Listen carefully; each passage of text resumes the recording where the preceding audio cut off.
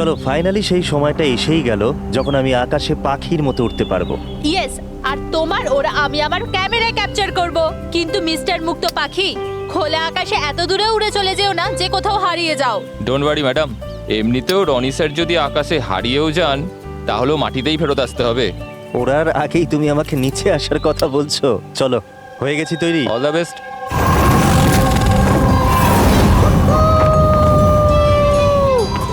Yes, this is so much fun!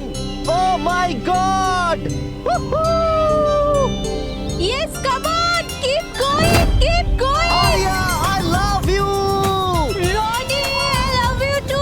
Wow, মনে হচ্ছে না ভালোই এক্সপিরিয়েন্স আছে। অফ কোর্স, আমেরিকাতে ও অনেক অ্যাডভেঞ্চার স্পোর্টস ট্রাই করেছে, বাঞ্জি জাম্পিং, প্যারাগ্লাইডিং, আরো অনেক। ইন্ডিয়াতে কোনো কিছু ট্রাই করেনি, আর যখন ইন্ডিয়াতে এসেছেই সারাদিনের জন্য, তো কেন কিছু ট্রাই করবে না?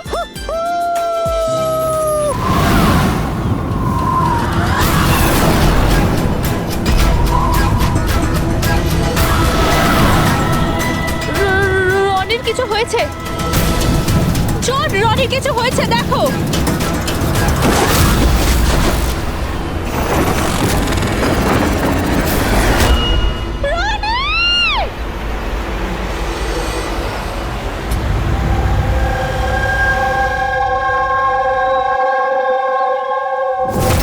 আমি আর রনি এখানে ছুটি কাটাতে এসেছিলাম। আমি কি করে জানবো এটাই রনির জীবনের শেষ দিন হবে? দেখো, আমরা জানি এই সময়টা খুব কঠিন, কিন্তু প্লিজ ভেঙে পড়ো না। আমি এবার নিউ ইয়র্কে গিয়ে ওর বাবাকে কি জবাব দেবো? আমরা একসাথে এসেছিলাম, কিন্তু ফিরে যাব একা। আপনি কাউকে সন্দেহ করেন কে মারতে পারে রনিকে? স্যার, রনিকে কেউ কেন মারবে? আমরা তো এখানে কাউকে চিনিও না। এমনটা নয় তো যে ওর কোনো শত্রু আমেরিকা থেকে ফলো করতে করতে এখানে এসেছিল? না স্যার, রনির কোনো শত্রু এখানে ছিল না। He was such a lively person, সবাই ওকে পছন্দ করতো। তাহলে তুমি বলতে চাইছো এখানে ইন্ডিয়াতে ওর কোনো আত্মীয় স্বজন, বন্ধু বা অন্যান্য কেউ নেই এখানে? এই দেশটা আমাদের জন্য অচেনা স্যার। সবকিছু এই প্যারাগ্লাইডিং এর লোকেরা করেছে। Please arrest them. আপনি আমাকে কেন দোষ দিচ্ছেন? এটা আমাদের রুজি রুটির ব্যাপার, আমি কেন মারতে যাবো ওনাকে? তাহলে কে মেরেছে রনিকে? স্যার, এটা তো আমিও বুঝতে পারছি না। 3000 ফুট উচ্চতায় গুলি কি করে চললো? কেই বা চালালো? তাহলে রনি 3000 ফুট উঁচুতে উঠছিল? হ্যাঁ স্যার, আমি নিজে গিয়ার চেক করেছিলাম, আর কোনো প্রবলেম ছিল না তার মধ্যে। আর ওর আশেপাশে কাউকে উঠতে দেখেছো? আশেপাশে না স্যার, কেউই ছিল না। আকাশ একদম পরিষ্কার ছিল, চারপাশটাও পরিষ্কার ছিল, আর উনি ওনার রাইড এনজয় করছিলেন। কিন্তু হঠাৎ বুঝতে পারলাম না কি হলো, একদম দড়াম করে নিচে এসে পড়লেন।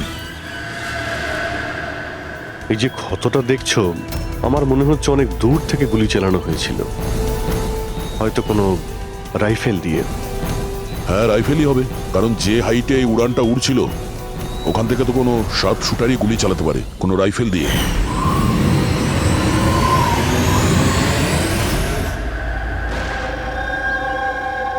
এখানে আশেপাশে কাউকে বন্দুক বা রাইফেল নিয়ে দেখেছিলে কাউকে? এখানে বন্দুক আনা অ্যালাউ নয় স্যার। আপনি আসল বন্দুকের কথা বলছেন স্যার? পুজোর ক্যাপ বন্দুক ফাটানোরও অনুমতি নেই। আপনারা কাউকে দেখেছেন এখানে? না ম্যাম, না তো। না না ম্যাম। আচ্ছা আলিয়া, আপনি যখন এখানে এলেন রনির সাথে, আপনার কাউকে সন্দেহ হয়েছিল? মানে কেউ আপনাদের ফলো করছে, এমন কোনো লোক যে গন্ডগোলের মনে হচ্ছে? না স্যার, এরকম তো কেউ ছিল না। তাহলে কি গুলি আকাশ থেকে চলেছিল নাকি? স্যার, আমি তো বললাম রনি স্যারের আশপাশে তো কেউই উড়ছিল না, তাহলে আকাশ থেকে গুলি চালালো কে? হ্যাঁ স্যার, আকাশে কেউ ছিল না। আপনি চাইলে এই ফুটেজগুলো চেক করতে পারেন। এখানে কেউ নেই ওর সাথে।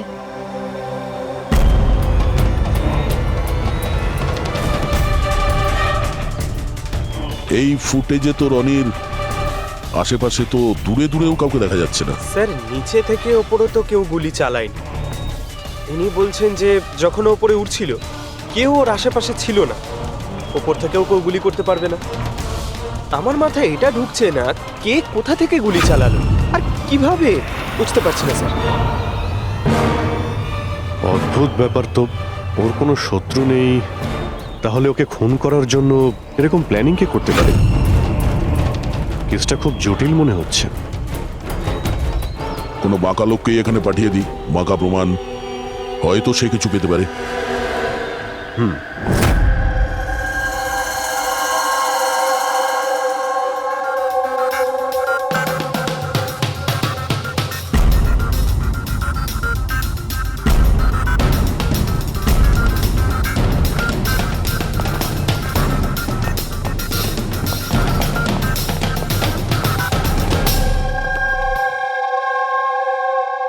আরে বাহ, আজকে আপনারা দুজনে এমন ভাবে কাজে ডুবে আছেন যে মনে হচ্ছে যে অনেক প্রমাণ আমাদের হাতে দিয়ে আমাদেরকে পাঠাবেন এখান থেকে। অনেকগুলো প্রমাণ, হ্যাঁ, আর যদি একটাও না পাওয়া যেত? সোজা করে বলো না, কোনো প্রমাণ পাওনি, খুঁজে দেখোনি? ডক্টর সালুকে ওই গুলির ব্যাপারে কিছু জানতে পারেননি?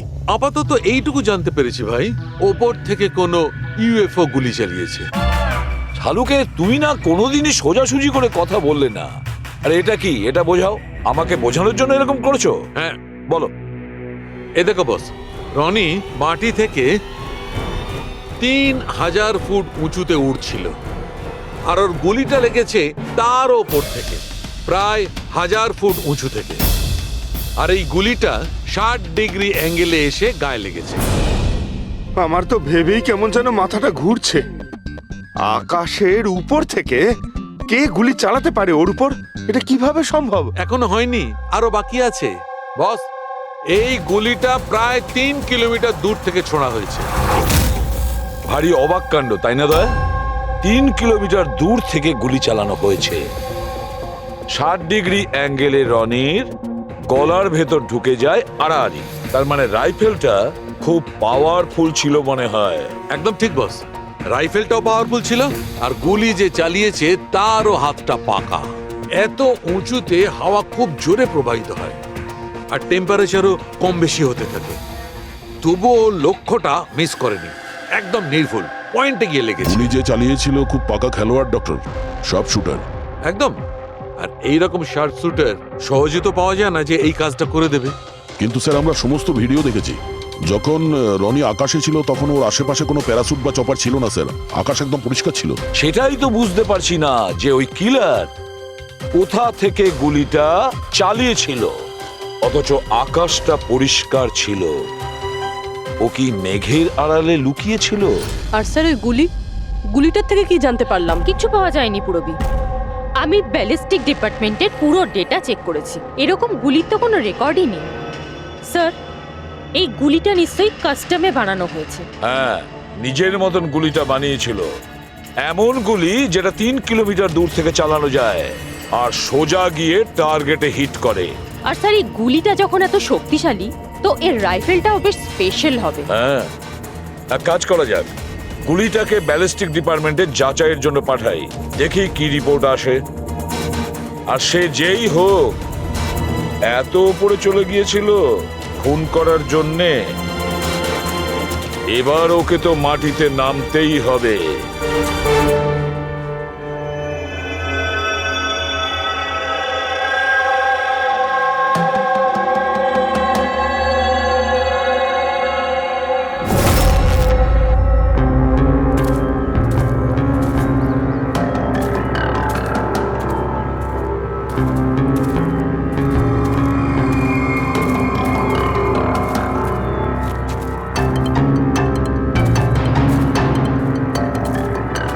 ব্রাদার, উই ক্যান ডু ইট। আরে ইয়ার গুরু, আর চলতে পারবো না, খুব হাঁপিয়ে গেছি আমি। ব্যাস নবীন, আর বেশি দূর নয়, 3000 ফিট চড়ে ফেলেছি, পাশেই আছে। We can do it, come on.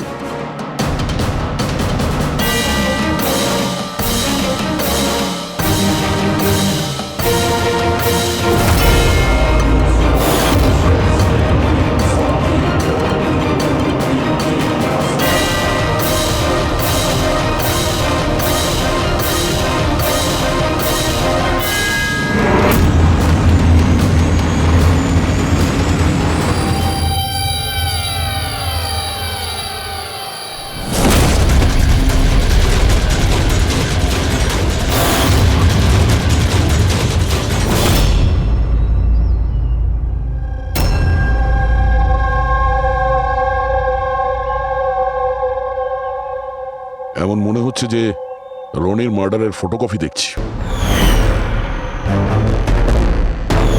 3000 fit উপরে ঠিক ওরকমই গুলি মেরেছে, মাথার পেছনে। একেও একইভাবে গুলি চালিয়েছে। আচ্ছা, তোমরা যখন ট্রেকিং করছিলে, এই হিতেনের পিছনে কেউ কি ছিল? না স্যার, হিতেনই সবার পিছনে ছিল স্যার। স্যার, এই দেখুন ফুটেজ। স্যার, এটা ওই জায়গায় যেখানে এই সব কিছু হয়েছে। অদ্ভুত তো, পিছনে তো খোলা আকাশ রয়েছে, এমন কোনো জায়গা নেই যেখান থেকে গুলি করা যায়। তাহলে ওর গুলি লাগলো কি করে?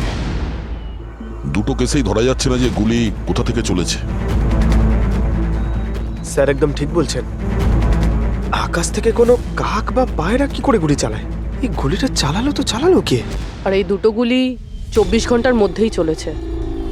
আমার মনে হয় এই দুটো কেসের মধ্যে কোনো না কোনো কানেকশন আছে। আচ্ছা, এই ইথেন কি কাজ করতো? স্যার কলেজ স্টুডেন্ট ছিল স্যার, মুম্বাই গ্র্যাজুয়েশন করতে এসেছিল স্যার। ট্রেকিং এর অনেক শখ ছিল ওর। অভিজিৎ, বুঝতে পারছি না যে কেউ একজন কলেজ স্টুডেন্টকে মারার জন্য এত প্ল্যান করবে কেন। সেটাই তো, প্রথমে রনি আর এখনই হিতেন। তবে আকাশ থেকে তৃতীয় গুলিতে অন্য কেউ মারা যাওয়ার আগে এই খুনিকে ধরতেই হবে খুব তাড়াতাড়ি।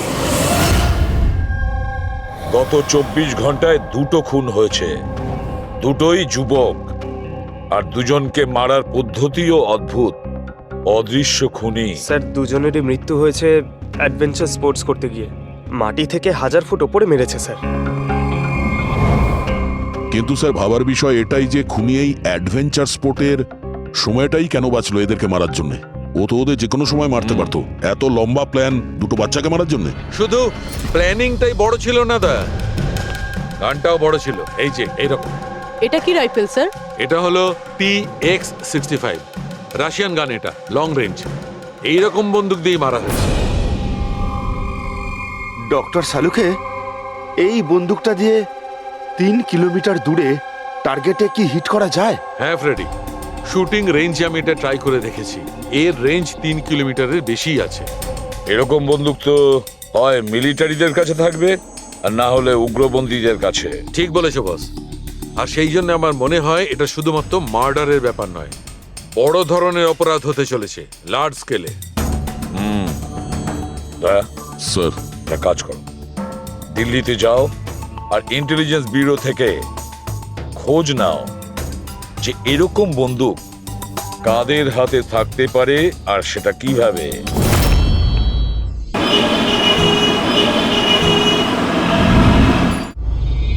এই সমস্ত খুন এই রাইফেল দিয়েই হয়েছে। আর আপনারা তো জানেনই, এরকম হাই প্রোফাইল রাইফেল তো সবার কাছে থাকে না। আপনি একদম ঠিক বলছেন স্যার। আর যেটা আমাদের দেখা দরকার সেটা হলো এই রাইফেলটা যদি কেউ কিনতেও চায় তাহলে কিনতে পারবে না।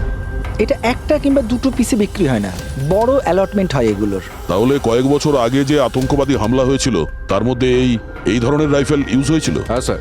তাহলে আপনাদের কোনো আতঙ্কবাদী গ্রুপের উপর সন্দেহ হয়? আগে হ্যাঁ স্যার, যদি আমাদের সন্দেহ ঠিক হয় তাহলে আমরা জানি যে এর পেছনে ঠিক কার হাত আছে। কার? এই অঞ্চলেই কিছুদিন আগে আমাদের আর্মি অনেক অস্ত্র আটক করেছিল। ওই অস্ত্রের মধ্যে এই রাইফেলটাও ছিল। হ্যাঁ প্রতাপ স্যার, সমস্ত আতঙ্কবাদী মরে গেছে, ওদের মধ্যে একজন পালিয়ে গেছে, তবে আমরা সমস্ত হাতিয়ার আটকে নিয়েছি। ওয়েল ডান প্রতাপ স্যার। আর যে টেররিস্টরা পালিয়ে গেছে তাদের সম্পর্কে সমস্ত পোস্টকে অ্যালার্ট করে দাও। তাহলে এই কাজ ওই আতঙ্কবাদীর হতে পারে যে পালিয়ে গিয়েছিল ওখান থেকে। হ্যাঁ স্যার। আর আমাদের ইনফরমেশন অনুযায়ী এই আতঙ্কবাদী গ্রুপ খুব বড় একটা কিছু করতে চলেছে। বোধহয় এটাই সেটা শুরু। এই দুটো অপরাধ সাধারণ কোনো খুন নয়, এটা নিশ্চয়ই কোনো বড় সড় ষড়যন্ত্র, কোনো দুষ্কৃতী আক্রমণ ঘটতে চলেছে। হ্যাঁ স্যার।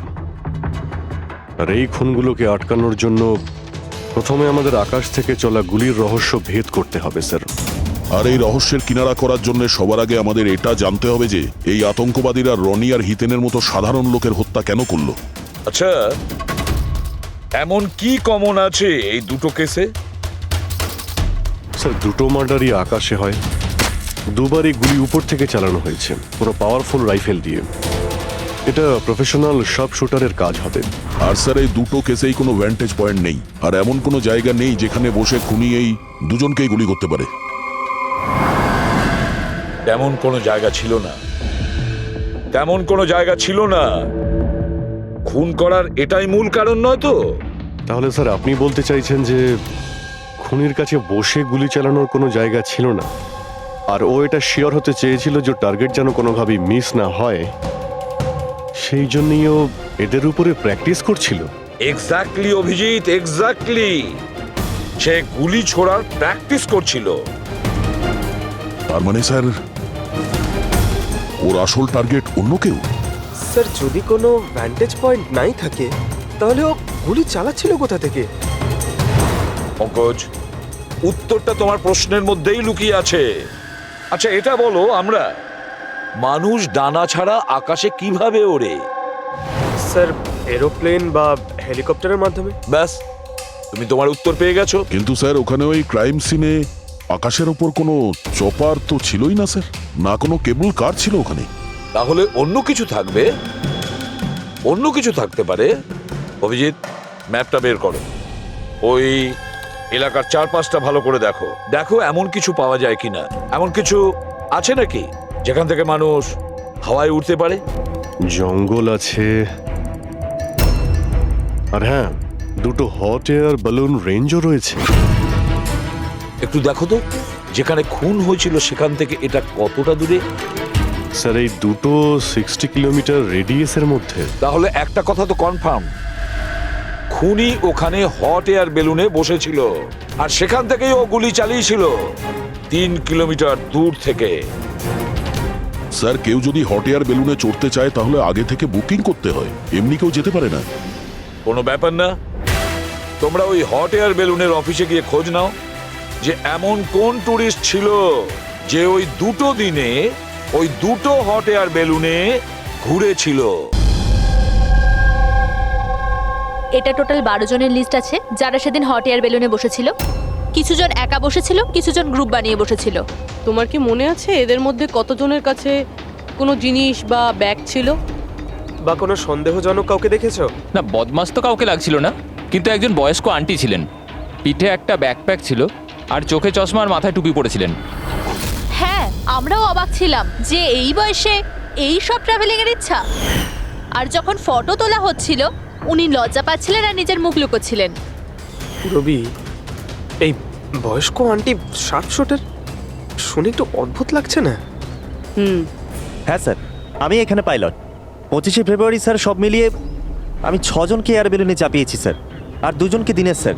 আচ্ছা, তাদের মধ্যে কেউ মানে গন্ডগোলের লোক মনে হয়েছিল, কিংবা যার কাছে কোনো জিনিসপত্র ছিল? স্যার এরকম তো কেউ ছিল না। হ্যাঁ, একজন বয়স্ক মানুষ ছিল, জানি না কারো বারবার চিৎকার করছিল, হয়তো ওর মুড খারাপ ছিল বা খিটখিটে ধরনের ছিল। ওনার হাতে কোনো কিছু ছিল? জিনিস তো ছিল না। হ্যাঁ, একটা লাঠি নিয়ে হাঁটছিল। লাঠি নিয়ে হাঁটছিল? হেই, তোমাদের সাহস কি করে হলো আমার ছবি নেওয়ার, আমাকে জিজ্ঞেস না করে? কিছু ভদ্রতা আছে না নেই? ওরাও ওগুলো ওরাও।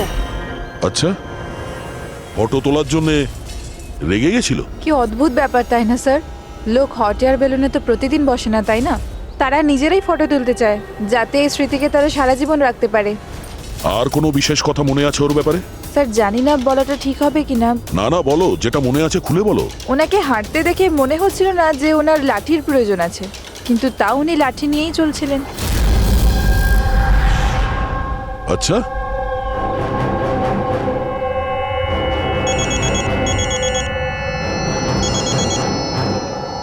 হ্যাঁ স্যার। কিছু জানতে পারলে? স্যার এখানে একজন বয়স্ক মহিলা এসেছিল আর তার হাতে একটা ব্যাকপ্যাকও ছিল।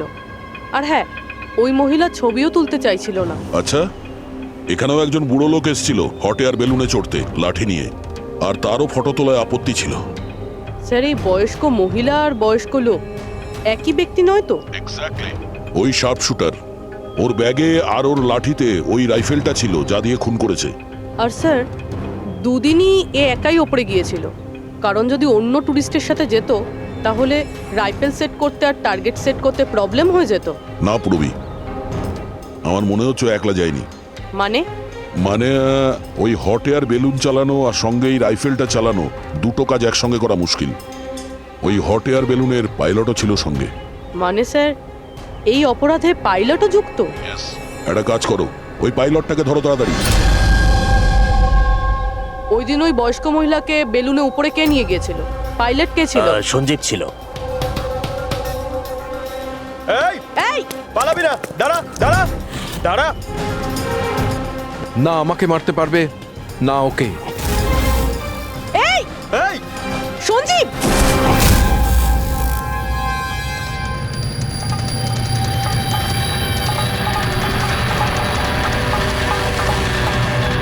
আরে তো প্রাণ দেওয়ার জন্য একদম তৈরি ছিল। এটা কোনো ছোটখাটো মার্ডার নয় পঙ্কজ, অনেক বড় মিশন। যদি তাড়াতাড়ি আটকানো না যায় তাহলে বড় সড়ো বিপদ হবে। আচ্ছা গীতা, 24শে ফেব্রুয়ারি যে লোকটা গ্রুপে যেতে চাইছিল না, একলা যেতে চাইছিল, ওর পাইলট কে ছিল? কে নিয়ে গেছিল? সোলো ট্রাভেলারকে তো দিনেশ নিয়ে গিয়েছিল।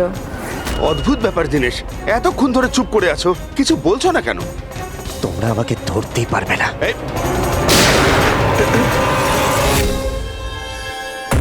এখন যমরাজ তোকে অ্যাপয়েন্টমেন্ট দেওয়ার মুডে নেই। যতক্ষণ না আমাদের প্রশ্নের উত্তর আমরা পাবো, তোকে বেঁচে থাকতে হবে। চল। মারো, যত পারো মেনে নাও, আমার কিচ্ছু যায় আসে না।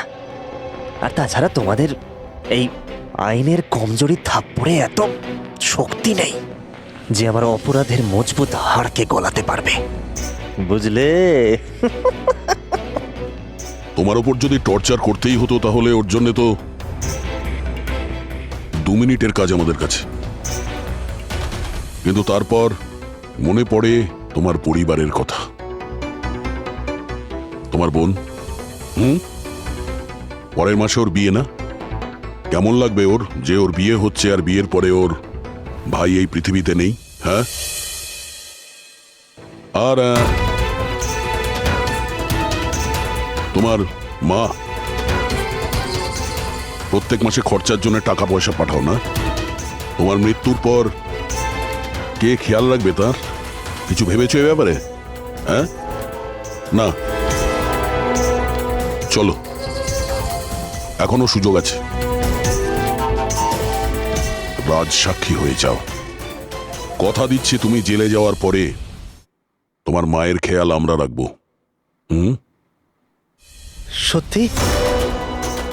মানে পুরো খেয়াল রাখবে? পুরো খেয়াল?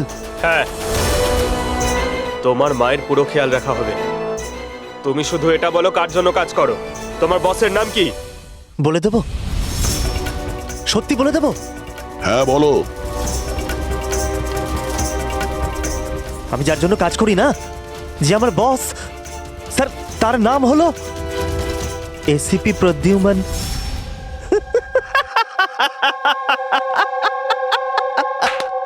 এসিপি প্রদ্যুম্ন, যাও ধরে নাও আর গ্রেফতার করে নাও তাকে। বলেছিলাম না আমি কিচ্ছু বলবো না, যা করার আছে করে নাও। সিআইডি কোথাকার। সিআইডি। বস বস।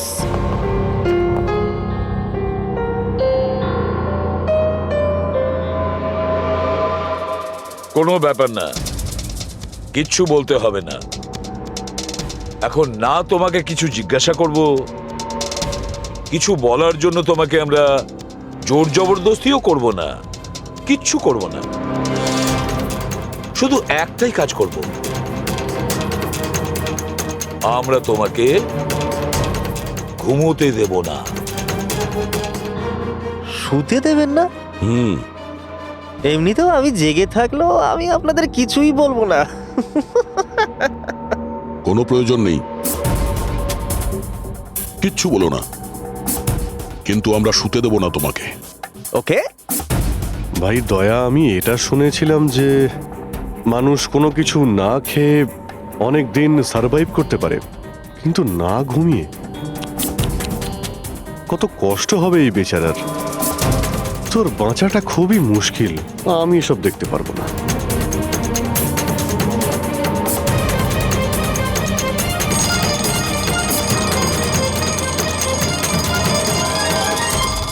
সময় কাটানোর জন্য খুব ভালো হবে, তাই না?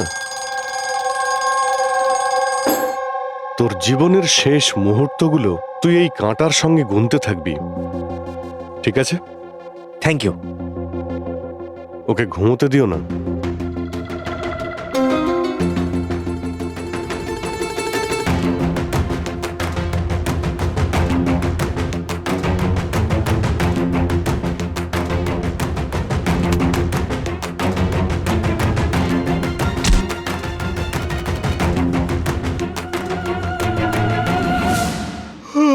ফ্রেডি স্যার, আরে কোথায় আছেন আপনি?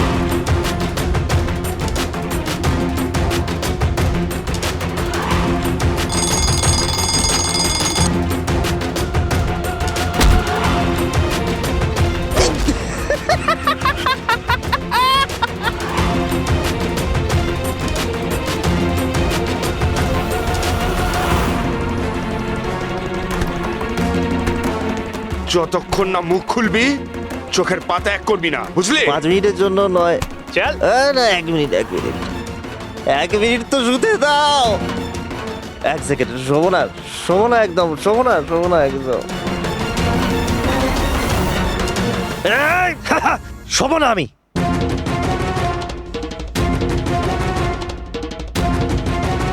এবারও ভেঙে পড়বে।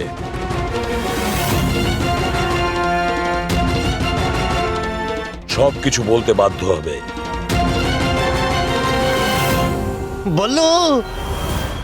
বললো তুই শুবি না, ওঠ।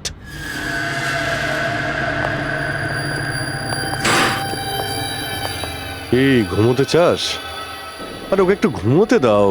কি প্রবলেম তোমাদের? ঠিক আছে, তোমাকে ঘুমোতে দেবো আমরা। আগে বলো যে তোমাদের গ্রুপের প্ল্যানটা কি? এই, বলছি,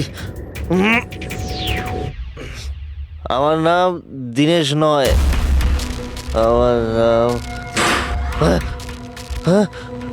আমার নাম বল্লু। দীনেশ নয় আমার নাম। আর আমাকে স্পেশালি এই মিশনের জন্য তৈরি করা হয়েছিল। আর যে 2টো মার্ডার হয়েছিল না, ওটা প্র্যাকটিস ছিল। আমাদের আসল মিশন হলো ওকে মারা। আর ওই যে ওকে কি যেন নাম, স্টিভ মার্টিন। ওই শান্তির দূত যে সম্প্রতি ভারতবর্ষে এসেছে দেশে শান্তির বার্তা নিয়ে, যাতে সমগ্র বিশ্ব এই বার্তাকে সমর্থন করে, যাতে উগ্রপন্থীরা শেষ হয়। এসিবি, আমরা চাই না যে আতঙ্কবাদ কখনো শেষ হোক। আর স্টিভ মার্টিন তো মরবেই, তোমরা কিচ্ছু করতে পারবে না। আর আর যদি তোমরা বাঁচিয়েও নাও না, আমরা স্টিভ মার্টিনকে খতম করে দেবো একেবারে। আমাদের যে শার্প শুটার আছে না, একদম পাক্কা নিশানা তার। কোথায় মারবে ওকে আর কখন? বল। ও যখন কনফারেন্সে ভাষণ দেবে না, ওটাই সব থেকে সঠিক সময়। ওরাই সব থেকে সঠিক সময় হবে। ওই সময় ওর আশেপাশে কোনো সিকিউরিটি থাকবে না। আর যে কনফারেন্সটা আছে না, ওটা বিল্ডিং এর ছাদেতে হবে। তো ওই হট এয়ার বেলুনেতে আমাদের শার্প শুটার যাবে আর ওখানেই গুলি মারবে। কনফারেন্স ঘন্টা খানেকের মধ্যে শুরু হবে। এখন তাড়াতাড়ি ওখানে আমাদের পৌঁছতে হবে। আরে তোমরা যতই চেষ্টা করে নাও, বাঁচাতে পারবে না ওকে। আর হ্যাঁ, তোমরা যদি বাঁচিয়েও নাও না, তাহলে আমরা আবার প্ল্যান করব, দ্বিতীয়বার মারবো। কে মারবে? কিরকম দেখতে ও? আরে আমি ওর মুখ দেই রে এখনো পর্যন্ত। যখনই আসে ছদ্মবেশে আসে। তোমরা কি একে হসপিটালে নিয়ে যাও তাড়াতাড়ি। স্যার, আমরা কি হট এয়ার বেলুনটা আটকাতে পারি না যতক্ষণ এই কনফারেন্স শেষ হচ্ছে? না ফেডরিক, এই সব কিছু বন্ধ করা যাবে না। আজকে আটকালে কালকে অন্যরকম প্ল্যান করবে। আজকের প্ল্যান আমরা জানি, আজই ওদেরকে ধরবো।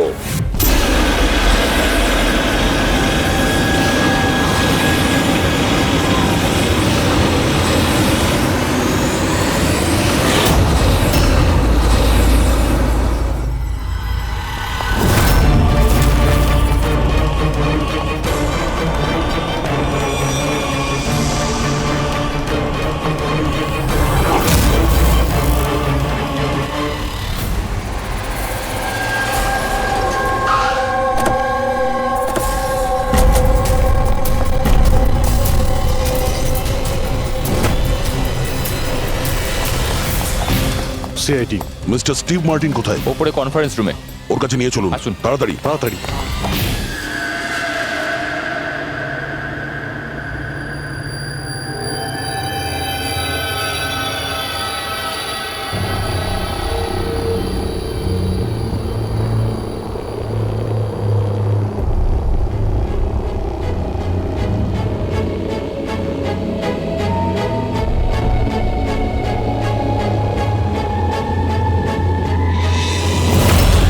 স্যার এখানে 4টে বেলুন আছে, দুটো ওপরে আছে আর দুটো রেডি হচ্ছে। আমার সামনে যে বেলুনটা আছে স্যার, ওতে একটা কাপল আছে আর ওই ছেলেটার কাছে ব্যাকপ্যাক আছে। নজর রাখো ওদের উপরে।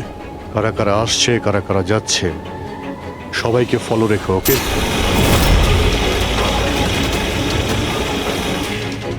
স্যার ওদের বেলুন টেক অফ করেছে। হ্যাঁ,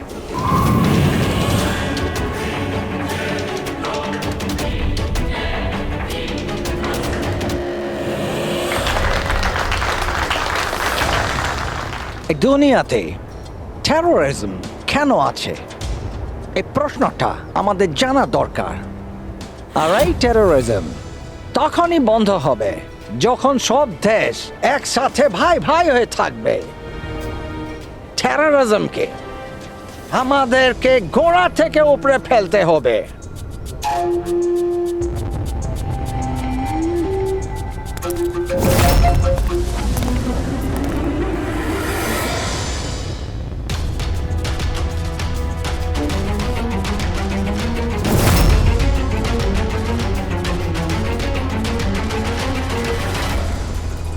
দুজন মিউজিশিয়ানকে দেখছি, ওরার জন্য তৈরি হচ্ছে।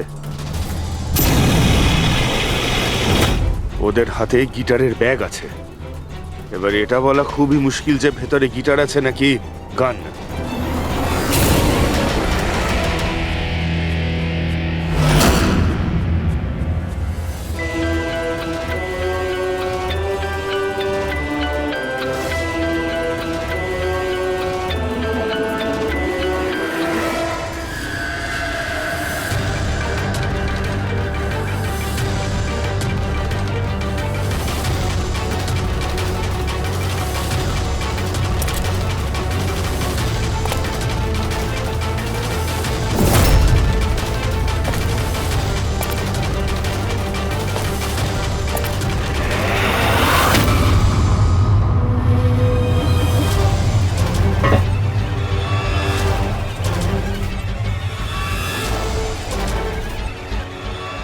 স্যার আরও একটা লোক এসছে, ওর কাছে একটা ব্যাকপ্যাক আর একটা ক্রাচ রয়েছে।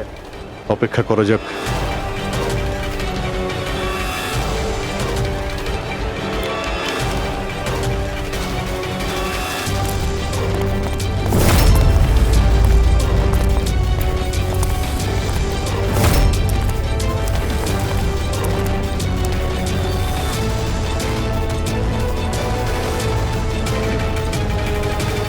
স্যার ক্যামেরা ক্রু এসেছে, ওদের কাছে আবার দুটো ব্যাগ। Camera crew?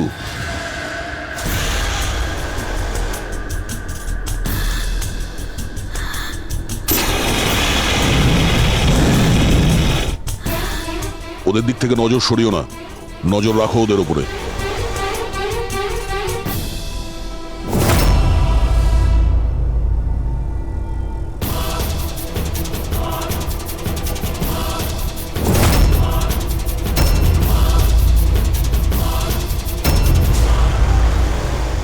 স্যার এখানে তো অনেক বেলুন উঠছে। সুইসাইড বম্বিং কি এটা? কেউ নিজের খুশিতে নিজের প্রাণ কি করে দিতে পারে? জীবন precious. Oh no, We need to respect এতগুলো বলুন, others. আর সব এর মধ্যে দেশে আমরা যেটা খুঁজছি এটা সেটা করা কোনটা? উচিত। মনে হচ্ছে ছদ্মবেশে এসছে, মুখ দেখে গন্ডগোলের মনে হচ্ছে।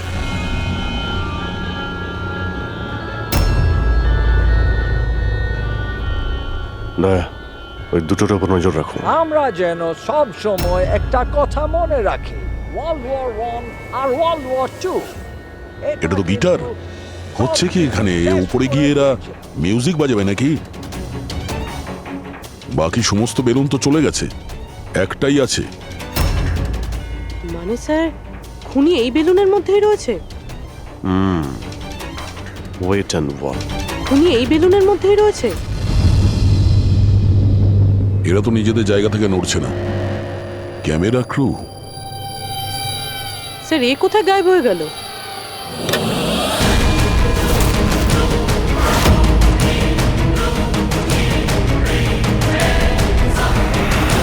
স্যার এর কাছে তো রাইফেল রয়েছে, যেমনটা সালুঙ্কে স্যার বলেছিল। Abhijit,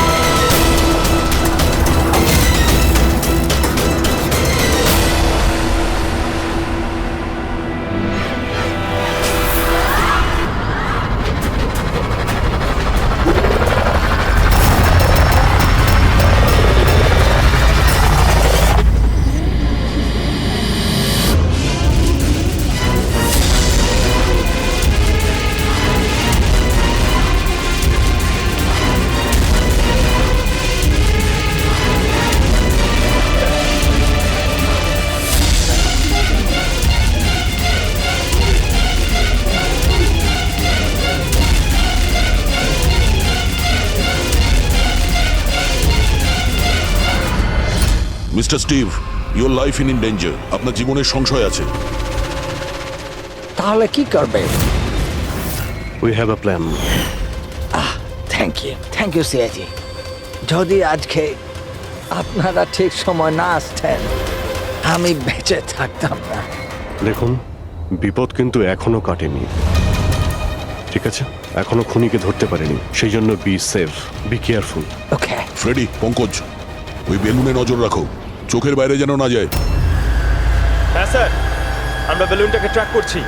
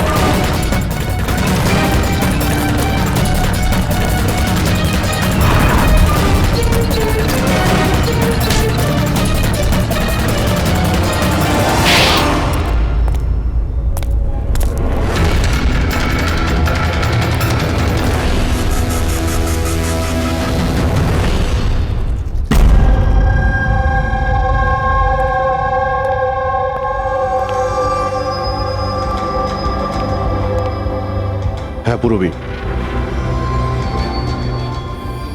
good job, congrats.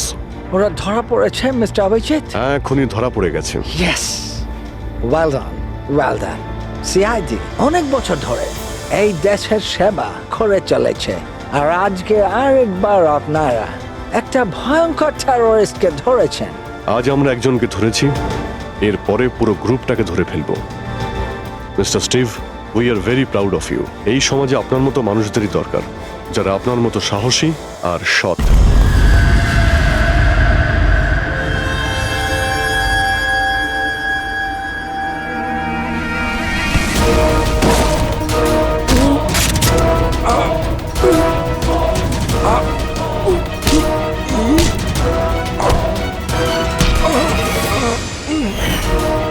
তাহলে তুমি ছদ্মবেশে রনি আর হিতেনকে মেরেছ। তোমার মতো একজন সাপ শুটার জেলের ভাত খেয়েও ফাঁসির অর্ডার আসার আগে পর্যন্ত। তোমার কি মনে হচ্ছে তোমরা আমাকে ধরে নিয়েছো তো স্টিভ প্রাণে বেঁচে যাবে? কখনো নয়। আমাদের ক্ষমতা এত বেশি যে তোমাদের আইন এটা খুঁজতে খুঁজতে হাঁপিয়ে যাবে, কিন্তু আমরা শেষ হব না। শেষ হবে তোমাদের এই দেশ। শোন ছারপোকা, আমাদের দেশের উপর অনেকে খারাপ নজর দিয়েছে, আবার চলেও গেছে। জানিস আমাদের দেশ কত বছর স্বাধীন হয়েছে? ৭৪ বছর। আর এই ৭৪ বছরে আমাদের দেশের জওয়ানরা জানি না কত আতঙ্কবাদীকে মেরেছে। আজ তোর পালা, কাল তোর সঙ্গীদের পালা। আমাদের দেশ থাকবে, খুব ভালোভাবেই থাকবে। আর এই দেশ থেকে যদি কোনো জিনিস চলে যায় সেটা হলো আতঙ্কবাদ, বুঝেছিস? আতঙ্কবাদ।